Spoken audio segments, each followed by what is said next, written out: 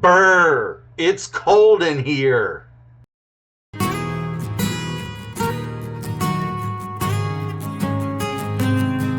There must be some toros in the atmosphere. And that joke is for the four people with an inner cheerleader who get it. Hi, and welcome to Quilt Meets World, where we have adventures in piecing and joy. I'm Russ. Come on into my sewing room. So it's cold. The work week was all wonky due to the threats of icy weather, and everything seemed way too long. Riley was a little confused with the ice when we went on a couple walks because there was layers of ice because of rain and stuff, and then getting freezing, and she was just sliding around, and that was kind of hilarious.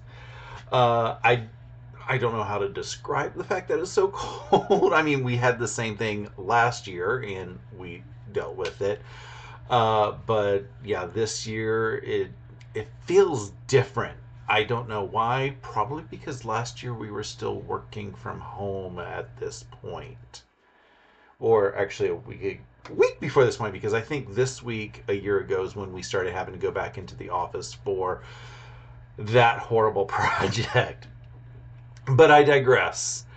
Wednesday, I did get an notification in my time hop stuff that it was the 15th anniversary of my very first quilt block. That was exciting to see. I had signed up for Saturday's sampler at the suggestion of a friend who was trying to get me to learn to quilt, and I had absolutely no idea what I was doing. I do think that it came out pretty darn good for that, for not knowing what was happening. What do you think? And speaking of anniversaries, 7 years ago today, I took a class on free motion quilting on a domestic machine. You can't see that I just put my hands down on my machine here. For that class, I was very impressed with what I did and how things came out.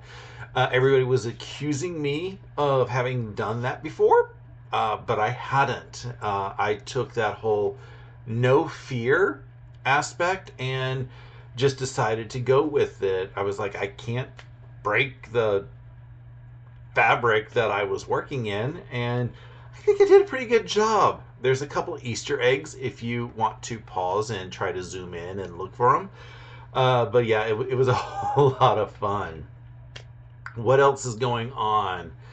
I did get Village Green quilted and bound this week. I went to my local quilt shop yesterday for show and tell, and also Saturday sampler, but they're a little behind on that again, but that's not really affecting me. I still like to do show and tell.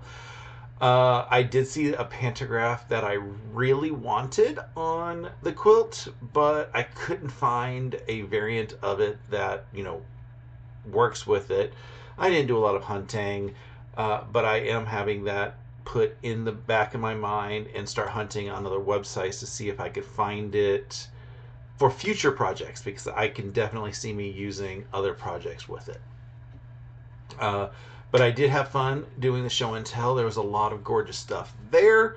The picture from show and tell is going to be in my scenes from the week a little bit later in the video if you want to see the finished version of that quilt. Saturday, for my 11sies with Russ, I did more sewing of triangulations, half square triangles. I have, grabbing it right here, I did this whole pile of them, and while this doesn't seem impressive, this is like 54? Yeah, 54 half square triangles that just need to be cut out at this point. So I've got another lots to do. Again, here's the pattern that I'm going to be working on for it. So I still have quite a few to do, but they will be done at some point and I can start putting them together. As I said, my printer's dead, so I do have a limited number of triangulations that I have currently printed out. It's not enough for the full quilt, but hopefully I will have a printer soon. More about that later. Also, while I was in here, I got some more work done on the Fort Worth Fabric Studio Lighted Up Christmas Mystery Quilt. I was working on it yesterday during my friend Steven of Bland Designs of the Idiot Quilter. He had a pop-up so day. So after my 11sies, I moved over to there to chit-chat with everybody else in there in an in-person aspect, or a in-Zoom aspect, as opposed to a YouTube live where I was working on the half square triangles. It's more of, I'm sewing and everybody else is showing off what they're working on, because I don't usually have anything big to show off until I'm done almost. So yeah, that was kind of fun. I got quite a few more of the borders done on the Fort Worth Fabric Studio, but it's not quite done. I have two more of the light bulb borders to put on, and then I have to put that final border around. It's not a lot of time. The hard part about all of that is, lining everything up, getting it clipped so I can bring it to the machine and run it through. So it's not a lot of work in time. It's just getting everything lined up. While we are talking about Fort Worth Fabric Studio, though, they are starting up a Valentine's quilt along called Matters of the Heart. It starts tomorrow, Monday, and my friend Stephanie of Quilting with Stephanie Stitches is doing the tutorials on her channel. The patterns will be released on Fort Worth Fabric Studio's website at 9 a.m. every Monday for the next 4 weeks. I have a link down in the description below to that quilt along. And Stephanie will be doing the tutorial videos at 10 a.m. every Monday. So there's a lot of awesome stuff with that. I will be sewing along with the quilt along on Saturdays during my 11sies. So if you want to join me, you are welcome to, or you can bring whatever project you want as we sew together, because it's always more fun to sew with friends. As for the printer fiasco that I hinted about earlier, I did find one. I had been asking friends left and right of their suggestions for, all-in-one printers and things like that. And either Thursday, no, it was Friday probably, maybe it was Wednesday. I was at home whichever day it was. A friend of mine sends me a direct link to just a printer. And I responded back, pro. It's got duplexing and that it's not an all-in-one, but it has 2 paper trays. And I thought that that was pretty exciting, because my current printer has what I call 1.5 paper trays. It's got the standard paper tray at the bottom that feeds all the paper, but it also has what they call a multi-function tray, multi-purpose function tray. It's a manual feed tray. So I normally feed my newsprint in there when I'm printing foundation papers, which is also annoying because I have to go in there and feed newsprint in there. With a 2-tray system, I can go in there and I can fill 1 tray with regular paper. So if I need to print, a handful of things for work, if I'm printing patterns, so that I can work on them in here without having to continuously move windows around on my computer, which is, my preferred method to sew is with paper patterns. I will have those. When it comes to printing my foundation papers, I can just tell it to print from the other tray, and I will be able to, work with that. The good news is it's supposed to arrive this week, so hopefully I will be able to have it set up by Saturday. Probably not, but I can hope. The bad news is I have to figure out how to get rid of a dead printer. Probably Facebook Marketplace, here I come. There is one other cool thing that I saw this week, and this probably is the farthest thing away from quilting, but it just goes to show how excited I get about certain things. There is a doggo that nearly got a world record by playing a video game. Yes. His name is Peanut Butter, and he is such a good doggo.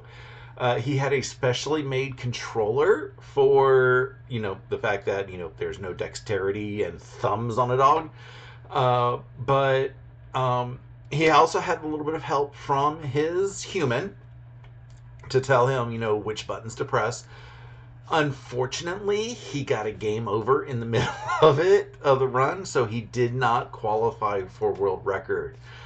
But he did finish the game, which was very exciting. Hopefully, they will do again at the next Games Done Quick event, which is in the summer.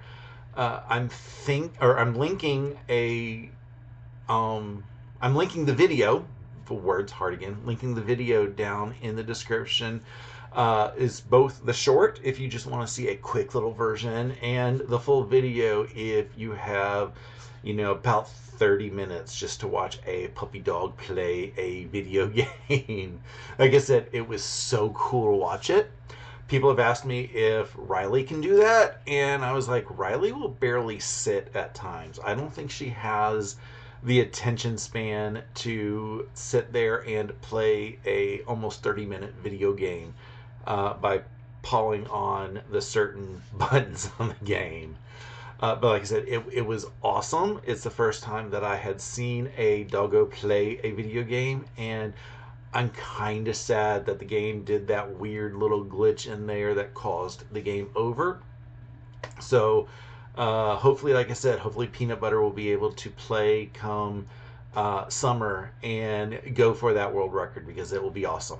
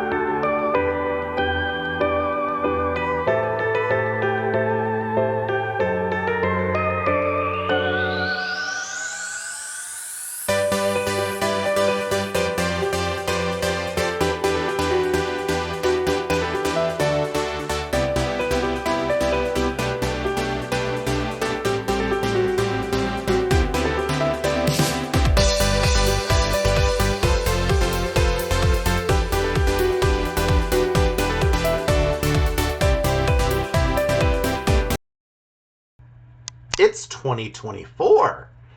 I know I'm stating the obvious, but that also means that I have a sewing machine that's 100 years old this year. And I have a little bit of a cool story to go about it. So, first of all, the machine was my great-grandmother's machine. During one of my visits to Massachusetts, Mom had asked me if I wanted the sewing machine that's sitting in storage. I had no idea what machine she was talking about, but I was like, yeah.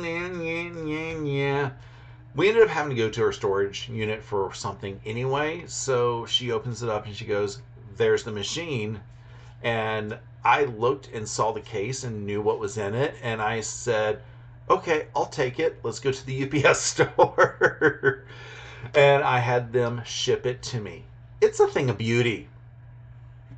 When I got home here in Georgia, I knew it needed some TLC because it had been sitting in a storage unit for who knows how long. I brought it to a friend of mine who does sewing machine maintenance and repair and said, can you do something with this? And she said, of course. She put it in her queue, and when she finally got around to working on it, she sent me a picture. She found a business card down in the sewing machine as she was cleaning it. And she said there were some weird dots on the card. And as I started to look at it and everything, I knew what it was and did a little bit more research and learned a lot. I'm assuming that the card was either for the folks who converted the machine from treadle to electric, or they're the folks who serviced the machine regularly back in the day. The dots on the card were the phone number. See, my great grandfather was blind, and he probably ended up using his brailing typewriter, whatever it is, to put the number in the card so he could have it for reference if they ever needed to call the shop. And that little piece of information leads me to believe that my great grandmother may not have spoken much English if they had to do any phone calls. I know that generation, or I believe it's that generation, is off the boat from Poland. So that kind of makes a lot of sense with everything. So I thought that that in itself was cool. Then I did a Google Maps search for the address on the card. It's not a sewing machine shop anymore, but the exterior definitely looks like it could have been a sewing machine shop in the past. It's just got that weird look and feel. So at that point, I was excited with everything that I had known about the machine. But the story gets a little bit even more fun. Last year, sadly, one of the quilt shops in Western Mass that I like to go to when I visited shut down because the owner retired. A few months later, though, they did one of those "Where are they now?" emails, and for some reason, I decided to click on something in there. Don't know why, but I did. One of the folks that had previously worked at the quilt shop went to a place called Parsons Sewing in either Springfield or West Springfield, Massachusetts. On the history page of their website, they said that they used to be in Holyoke. So I decided to ping them because I can't imagine there being a whole lot of shops in the same town, since these are like really small towns and machine shops usually try to be fairly far in between, at least nowadays. I did finally get a few answers back from them, and I found out that they used to be in that location that I had found on Google Maps. So they are probably most definitely the folks that my great grandmother's machine was worked on. It was exciting to find that individual link to the past. And it kind of just brings everything kind of full circle. And to make it go fully for full circle, I've decided that the next time I'm in Massachusetts, I want to visit their shop in either Springfield or West Springfield. Mostly because I know that there's the history of all of their previous employees and owners and everything in that building, no matter how new it is, because they have that. So I will just have that full sense of connection that goes full circle all the way back to when this card was put into that sewing machine. I just think that's going to be so cool.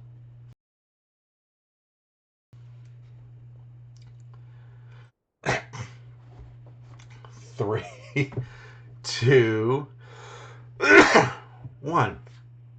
So I received a few things this week. Some of it was enabling.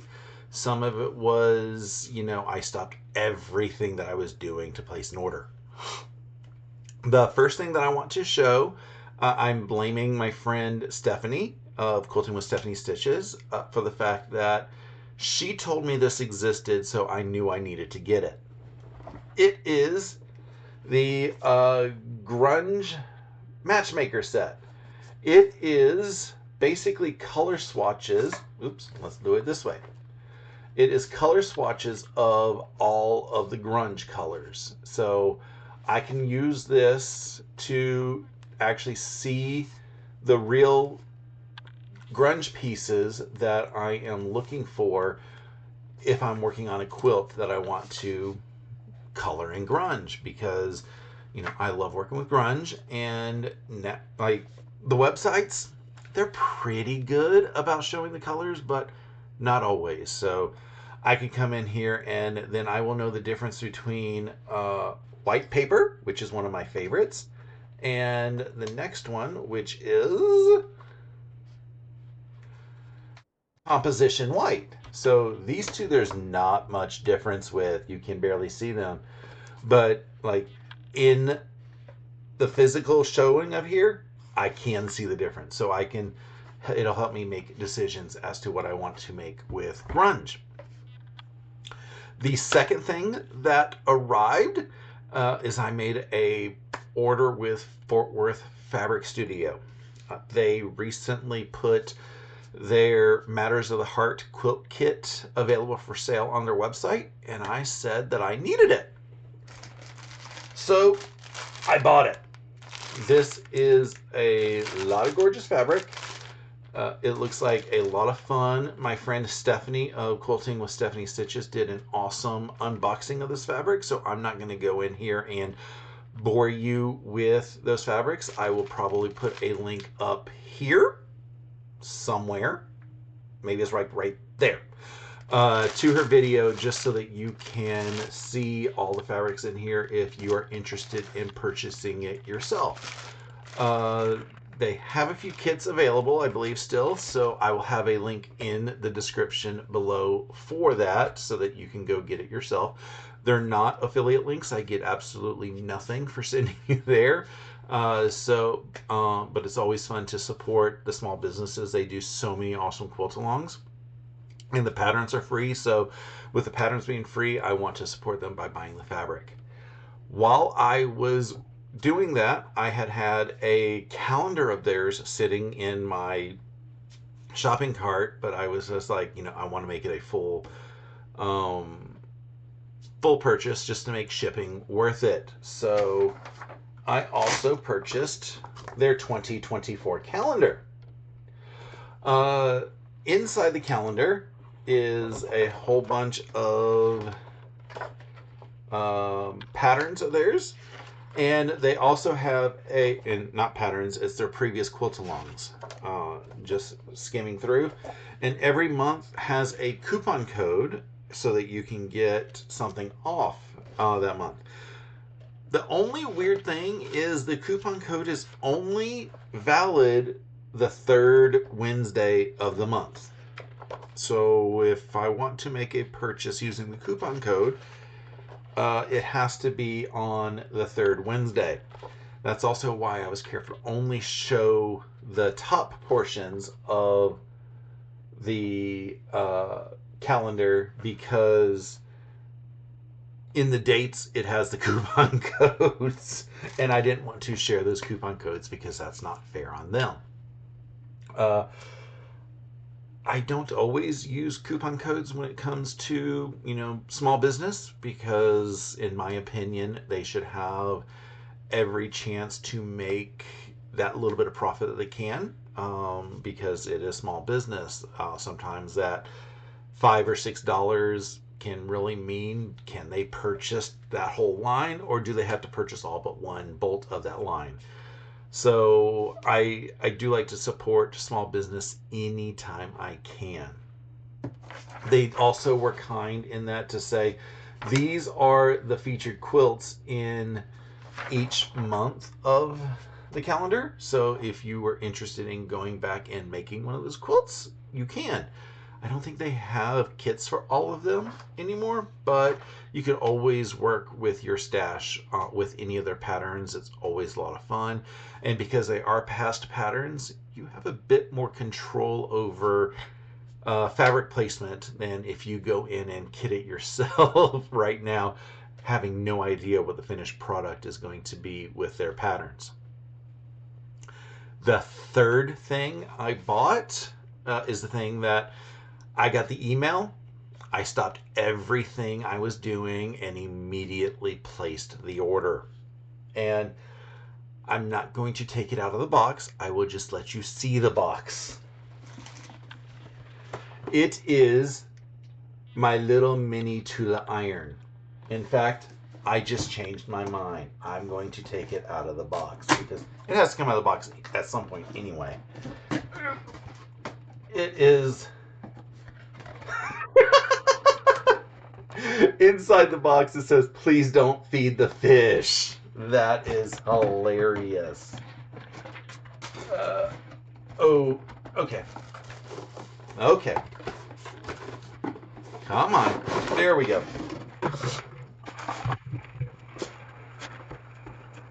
Oh, isn't it so pretty? It is so gorgeous. I just love all the features and detail with it. I love the bright colors. I've never had an Oliso iron. I love the fact that it's got this storage and hot plate with it so that, I can bring it to retreats. That is my main intent for this, is to bring it to like the Georgia retreat at the end of the year, or if we have to bring an iron for a class, I can bring this smaller iron instead of my normal cordless iron, which technically the cordless iron is probably a little bit safer, but this one's just a little bit more compact and a lot cuter. So yeah, I spent a few dollars, but it was worth it with every little cool thing that I got this week.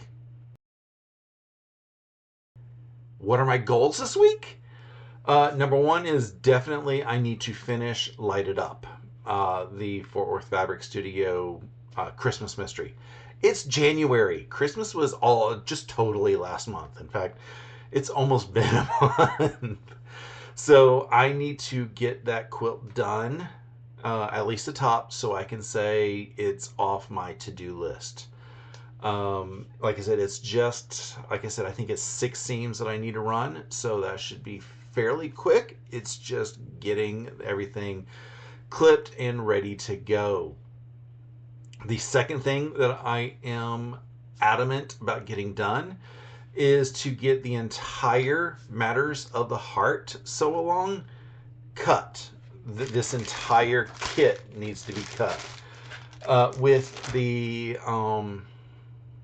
Light It Up mystery quilt, I did a lot of that just as I was going. I did the cutting and I got a few things a little mixed up. So I just said, I just need to cut everything at once. So when I see the cutting instructions tomorrow, I'm going to get out here, iron everything, and get to cutting. There's a lot of pieces here of different fabrics. I say a lot. It's just 1, 2, 3, 4, 5, 6, 7, 6 or 7 different pieces, maybe 8. Either way, I will be able to get them hopefully cut through pretty quickly. It's usually the background that takes the longest because background has to belong to each of those other colors. So we will see what it is. I can get it cut instead of waiting week by week. That way also, I don't have to stress Friday night to prep for my live on Saturday. Because that was another thing that I was more stressed on Friday evenings while I was working on the Light It Up, because I had to get everything all cut up and everything the night before. So get it all cut up once and I'll be done. Number 3 is I'm going to think about more of the half square triangles with the blue grunges. I have, I think, 8 or 9 pages left that I can sew for triangulations before I'm out. And if I can just, work on those, then I can. Otherwise, I have no idea what I'm going to do because I don't know how to do the manual feeding into our work printers if I wanted to print anything out there. I'm probably going to end up printing the Matters of the Heart pattern instructions while I'm in the office tomorrow when it gets released, just so I could have that physical paper next to me. For cutting, I need a paper for it. For the pattern, I can easily just look at the screen because it's not like I'm following that every 2 or 3 seconds. Like I cut that quickly. Either way, I can also check things off in the paper when I get done. Finally, at some point in the next week, and it's probably going to end up being Saturday afternoon, assuming it arrives by then, is set up my new printer. I will figure out how to get my existing printer out of the way in the next couple days and see maybe if I can get rid of it. And then I can have that space ready and able for the new printer to go. I don't know if it's going to be able to fit exactly where my old printer is. Maybe I can shift some things around to have a little bit easier access to it. We'll see what I get. But definitely, I want to have my new printer set up so I can start printing more triangulations pages. I want to be able to print Shannon's pattern because that is a gorgeous pattern. I have the fabrics for it. I want to get it done and be able to show it off to her and say how proud I am of her pattern. And then, there's a few other things that I have in the back of my mind that I want to start working on when it comes to foundation paper piecing that I will be able to get to soon. So that's a whole lot of stuff that's happened in the past week, and I am so glad that you took the time to spend however long it took me to get this video talked out to you. Thank you so much for watching. If you wouldn't mind, please consider liking the video below and subscribing to my channel if you aren't already. Subscribing to channels on YouTube is free, and it lets YouTube know that you really like the content that you are watching, and it helps those channels grow. I hope you have a great rest of your day and an awesome week. Until next time, stay happy and keep stitching.